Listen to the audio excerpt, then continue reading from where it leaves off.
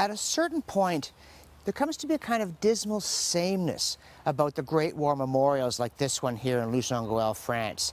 They're beautiful and they're solemn, but these rows and rows of graves, and over again the inscriptions, Lance Corporal M. Taylor, 29th April 1916. This one, a soldier of the Great War, known unto God. And there, fresh flowers, a soldier of the Great War, Gordon Highlanders, known unto God.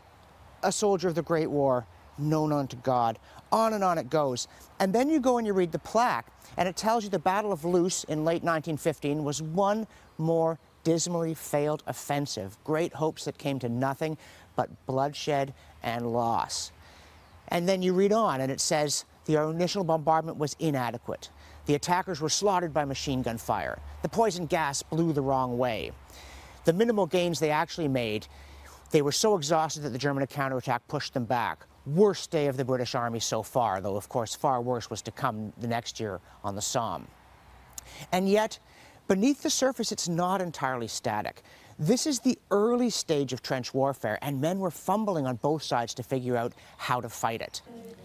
Here at the Musée Somme 1916 in Albert, France, one of their many imaginative reconstructions shows uniforms from the early part of the war. The British soldier is in camouflage. They'd learned the lesson of the Boer War. But the French soldier from 1914 is wearing red pants. This idea, le pantalon rouge c'est la France, the red pants are France. Unfortunately, they quickly realized the red pants are an easy mark, and by 1915, they were wearing a camouflage horizon blue. These reconstructed German trenches at the Bernwald in Flanders, with their authentic wicker sides, wood planking, give you some idea of the intricacy of the trench network, the several lines of communication. Of course, they don't have the underground living quarters, bunkers, and things like that, and they certainly can't convey the stench.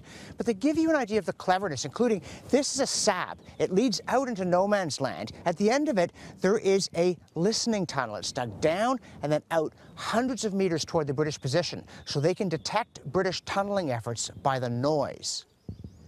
Now, fortunately, it didn't work. The British did tunnel in and blew this position and captured it in June of 1917.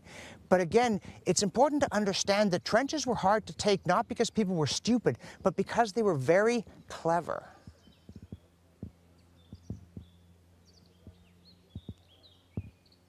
Commanders on the Somme, at Passchendaele, anywhere like that. Take a look at these restored German bunkers in Flanders, the Bernwald.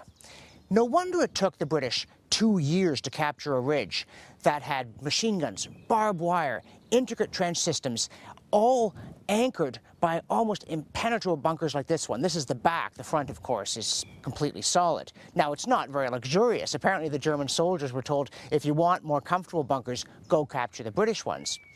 But what kind of tactics would enable you to overcome a position like this? And before you say, oh, well, they just shouldn't have bothered, war's not worth the cost, they should have stopped, remember, these are in Western Belgium. The Germans had conquered Belgium.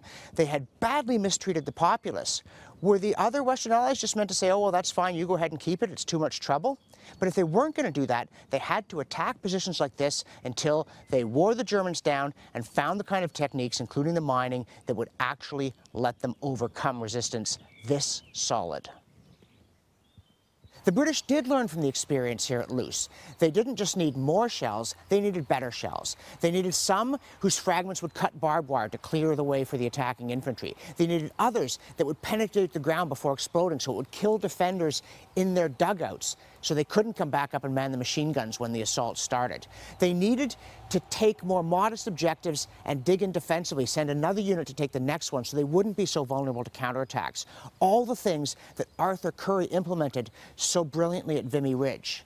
Trench warfare lasts for 2.5 years at appalling cost. But the fact is, advances were made in military technology and in military techniques that by 1918 had restored a war of movement and maneuver that the Allies did win at this dreadful cost.